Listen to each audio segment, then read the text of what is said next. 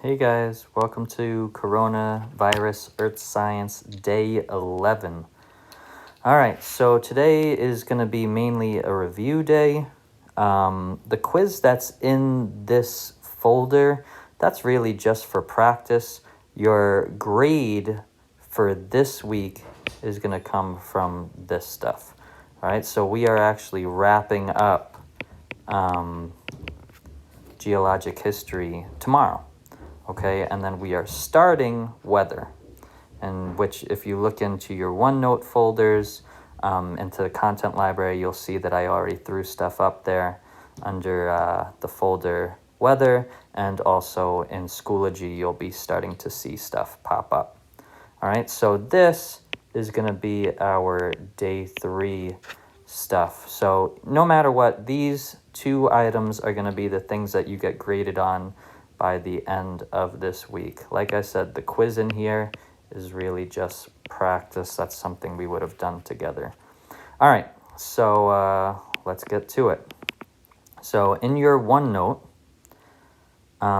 we're over here, okay? And this is how we're gonna be reviewing. I want to do this page with you. And then you guys can do the practice quiz on your own. And later on, you can look at the answer keys and check yourself. All right, same thing with tomorrow. All right, so here we go. To define half-life, all right, remember this is the time required. Wow, I can't spell. Time required for 1/2 of the element to decay.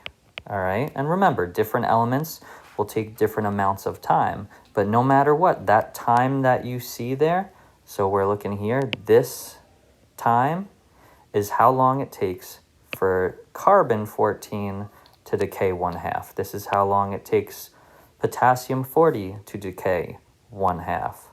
Uranium, rubidium. All right, so they each have different half-lives, and that's why they're used to date different things. All right, what is the half-life of carbon-14?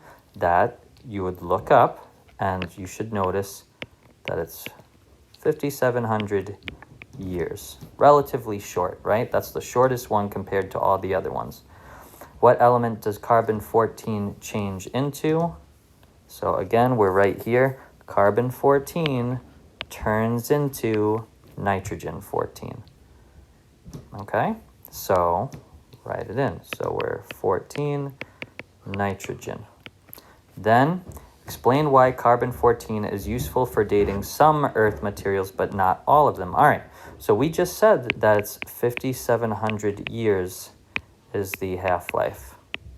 And that is really short compared to all the other stuff. So if you were to, let's say, find something and you were to carbon date it, all right, using carbon-14, once you hit about 50,000 years old, there would be virtually no carbon-14 left.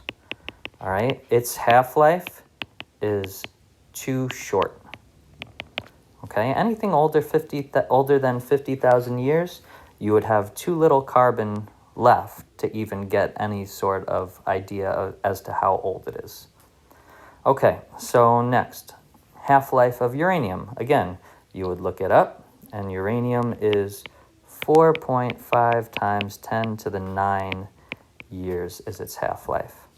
So now we're going to get into some specific examples. If you have a 10-gram sample of uranium-238 and it went through 1 half-life, okay, how many would remain afterwards? All right, so if it goes 1 half-life, then that means half of it has decayed. So what's half of 10? 5 grams. That's how much of the uranium would be left after 1 half-life. How old would it be? Well, it's 1 half-life of uranium. So you look it up, which we did already, and that's that. Okay? So years old. Now, number 7, if the half-life of a substance is known to be 6 days, so that's its half-life, and they're telling you a different substance now, not one on our chart. How much of a 1,000 gram sample would remain after 18 days? All right, so let's see. We have 18 days total, and its half-life is 6 days. So if we do this quick math, that tells us how many half-lives went by, right? 18 days divided by its 6-day half-life lets us know that 3 half-lives went by. And then, this is how I usually do these. If we started out with 1,000 grams, 1 half-life would lead us to 500. 2 half-lives would lead us to 250. 3 half-lives would lead us to 125 grams. That's how I like to do those problems. Super simple, pretty idiot-proof. Okay? So let's move on. So now we're on number 8.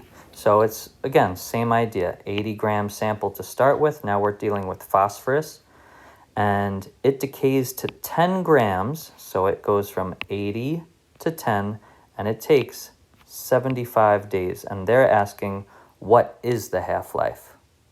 Okay. So, started with 80, ending in 10. 1 half-life goes to 40. Another half-life goes to 20. Another half-life would bring us to 10. So we know that there's 3 half-lives there. All right, so 75 days total divided by 3 half-lives would tell us how much 1 half-life is. And according to that, that's 25 days. Pretty simple, easy math. Number 9, after 4 half-life periods, so 4 half-lives have gone by, 25 grams of the original sample remains. What is the original mass? All right, so we ended up with 25 after 4 half-lives. So we're working backwards. Going backwards again. Oh, sorry. Going backwards again.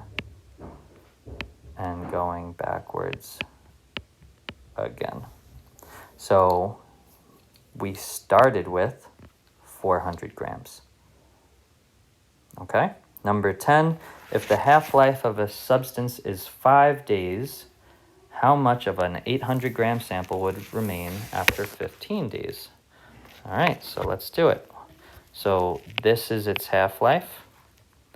That's what it started with, 15 days. So this is just like the problem we did before. So we got 15 days to start with, divided by 5-day half-life, and we know that 3 half-lives go by. So if we start with 800, 1 half-life brings us to 400, 2 half-lives would bring us to 200, 1 half-life would bring us to, the 3rd half-life would bring us to 100. Okay, and here's this last part, number 11. This something was messed up. This should have said 100. Okay, because if no time has gone by, you would obviously have 100% of the mass remaining. So we have to graph it. So if you're graphing, this is what I would do. Down here, this is your time. Over here is the mass remaining. Okay, and you got to set up your scales going up by equal increments. So I'm just going to go up by 1s here to 6, and then I'm going to go up by 20s, I think. 20, 40, 60, 80, 100. All right, and then you plot it. So at 0, it was 100. At 1, it was 80. At 2, it was 64.